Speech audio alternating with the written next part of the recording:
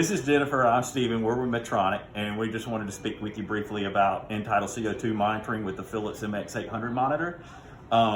Greg, we were talking with Greg in Colombo this morning. One of the things to highlight in regards to simplification of using the device, ensuring the accuracy of the device, from our understanding that CHOA is using HMEs on their ventilated patients, and that's great.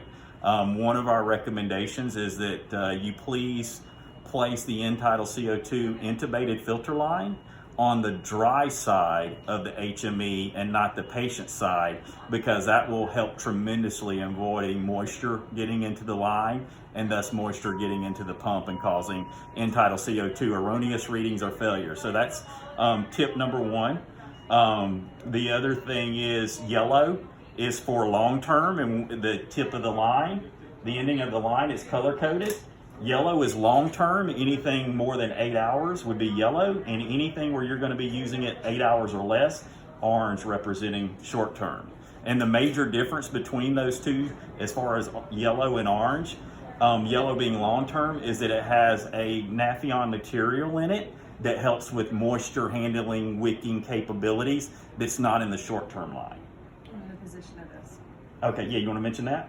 Just always, when connected in line, always make sure that you keep the line, keep it connected so this is facing upwards, because secretions naturally drop to the bottom. So as it gets filled with secretions, sometimes it can turn, and that the secretions can also clog this line, which will affect your readings on your monitor. So always when connected, always when you do your vent checks, just make sure this is pointed up. So gravity will just keep those secretions down and away from this line.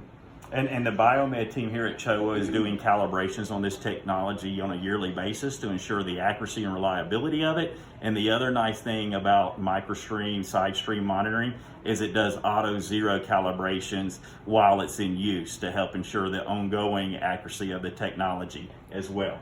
And then if you guys are suctioning the patient where there's going to be an increased risk of moisture possibly getting in the line, or from my understanding you're not doing many aerosols down here, but just in case aerosols, you want to make sure to turn the pump off. And we're going to go through this exercise briefly to show you how to turn the pump off, and that will prevent mechanical failures associated with fluid getting up into the unit.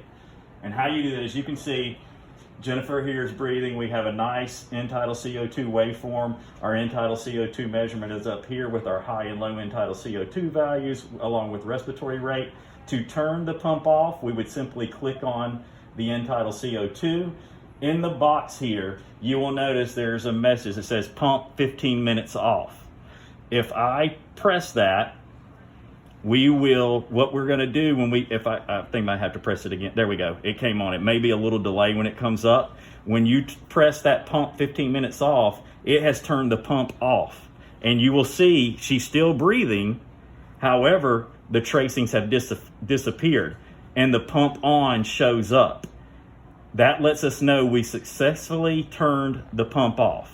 At that point, you would do your suction procedure or any other procedure such as aerosol therapy, anything where there's going to be an increased risk of moisture getting into the line, you want to turn the pump off.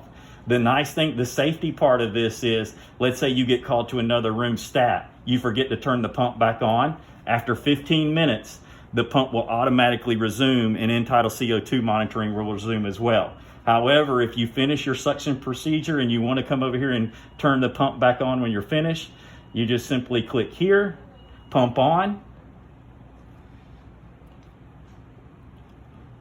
and then you can see the tracing return, and you can see Jennifer's end-tidal CO2 capnography graph returning as well.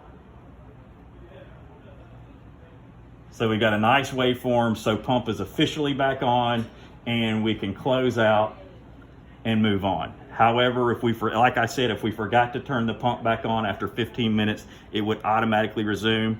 If you guys try this, I think you will see improved success with utilizing the end-tidal CO2 technology, and at the same time, minimizing the amount of moisture or any other things that could be getting into the line and clogging the modules. So thank you.